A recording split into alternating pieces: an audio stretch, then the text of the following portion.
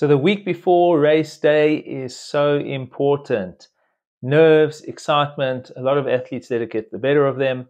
However, there are some things that require some very vital focus. Sleep does need to be maximized. You want to make sure you get as much sleep as possible. You also need to make sure that you're hydrating as much as possible on a daily basis. I would advocate taking in a hypertonic solution as you get closer to the event, which is an electrolyte solution, to try and top up those mineral stores and to try and retain as much water as possible for the day of the race. And when it comes to nutrition, you definitely want to make sure you're eating in an energy balance, especially leading up to race day. Just a few things on the nutrition side that you can start focusing on. You can start to lower your fiber intake a little bit as you get closer to the event. You also want to try and avoid foods that impact you negatively, whether that's spices or chilies, or even for those of you that are lactose intolerant or gluten intolerant, try and avoid any foods that are going to impact your digestive system in any negative manner. So let's talk about carb loading. Carb loading is a method of increasing carbohydrate intake to try and top up those glycogen stores as you get closer to the event.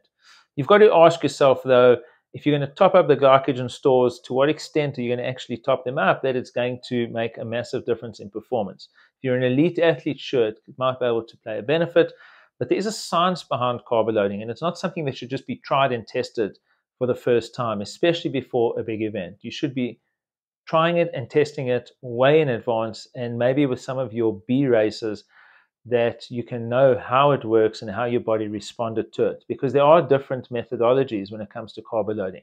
For example, one would be completely depleting your glycogen stores prior to the race day, and then timelessly consuming a portion of carbohydrates in order to try and top up those glycogen stores and maximize them for race day. But if you get that wrong, you're going to land yourself up in trouble. In some circumstances, it's maintaining a regular dietary pattern through the week and increasing carbohydrate intake significantly as you get closer to race day, specifically the days and hours before. However, if you've never done this before, you run the risk of creating gastrointestinal distress, and that's the last thing you want, is having any digestive discomfort.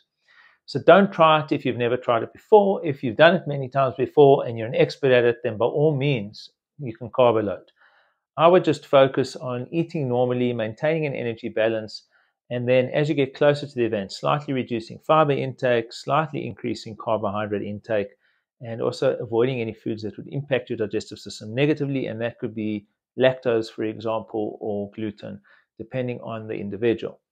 We will talk a little bit about what you should be doing in the days leading up to the event, the 72 to 48 hours before, to really maximize your energy levels. But in the meantime, as far as race week goes, maximize your sleep, focus on clean, healthy, and decent nutrition, and really try to hydrate as much as possible.